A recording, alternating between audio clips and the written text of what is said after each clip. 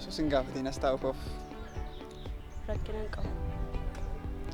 walaa baru beekiin jedhama. Ani immoo seenaan jedhama. Garuu wal baruun maaliif barbaachise? Ani mana barumsaa kanaaf haaraadha. Darbee immoo barattoota itti siqu tokkollee hin qabu. Ati immoo seenaa mana barumsaa kanaaf akkasuma seeraa fi dambii isaan qaban dursitee natti himtaa jedhedha. Tola, rakkina hin qabu. Manni barumsaa kun seenaa baay'ee ajaa'iba qaba. Seeras qaba. Kana malees seeraa fi safuu mana barumsaa kanaa yoo cabsite kallattiimaan gara manaatti galta. Akkas taanaan baay'ee natti toleera. Isaaf immoo guyyaa biraan sitti hima. Haa ta'u walumaan itti adeemna.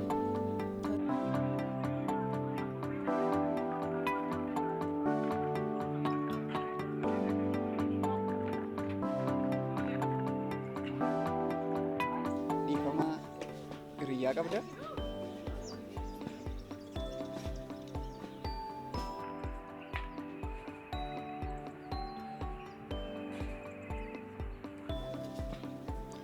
Yeroo biraas amma kee deema.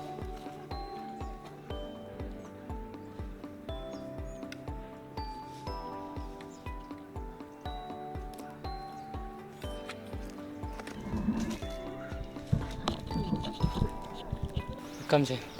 Nagaa keedha. Nagaa. Garuu maal gochaa jirta nama biraa waliin taa'aa turte? Nama maali? Isin warri shamarranii kun sirriidhaa? Sammuun keessan sirrii matiin hojjetaa?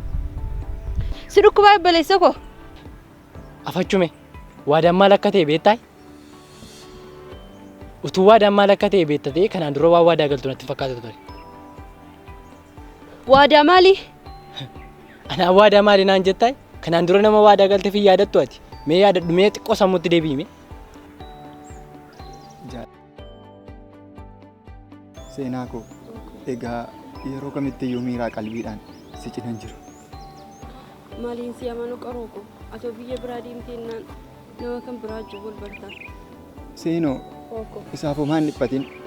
Ani yeroo kamitti iyyuu si ganuu hin danda'u. Maal seeta seenoo ko? Waadaa siif seenee deemuu hin danda'a. Akkamitti waadaa akkamii? Inni rakkoon qabu. Wanta hin jedhu ana faana jetta. Yoon si gane Yoon si gane waaqaaf lafti waaqaaf lafti naana wallaalu. naana wallaalu. Yoon si gane Yoon si gane jiraatti jiraatti seenaa koo awwaalu. seenaa koo awwaalu. Siin gane.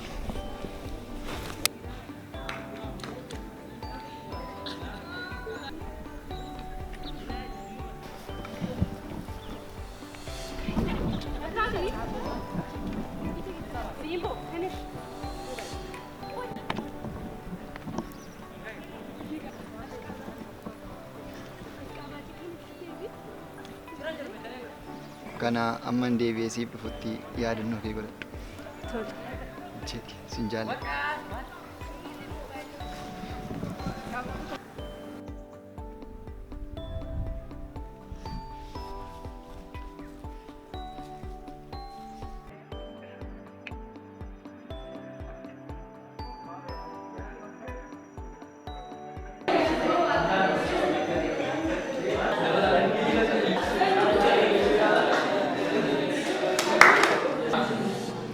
Kakak Jalisa, Ifa Mujini, ani Kainas Beefi, seenota mana barumsaa kanaa waan tokko bakkee irraa waan dhagee isinitti himuuf as ba'e.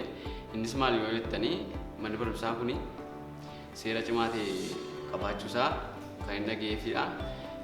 Innis mana barumsaa biraarraati kan adda isa godhu beektotaa fi hayyoota hedduu biqilchee waan jiruuf nunis akka kanatti seenaa hojjennee akka darbinutti mana barumsaa kana maqaa akka dhoofsinutti hundi keenya walii keenyatti jaalala agarsiisnee barsiisota keenyattis akkasuma kanallee jaalala agarsiisnee barnoota keenya waliin akka itti fufnuun barbaada. Galatoomaa.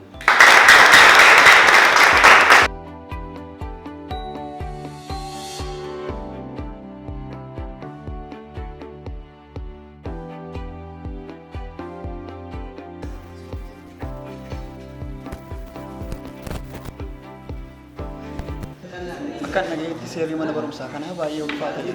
Asii ka'ee otoo dhageetti taa'e rakkoo qaba. Asii kaatee achi dhaquun maaf barbaachise?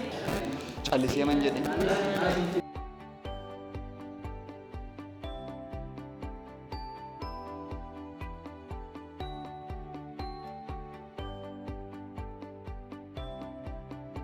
Nammoo shamarran bareedoo mana barumsaa keenya galanii. Sashaa keenya jedhanii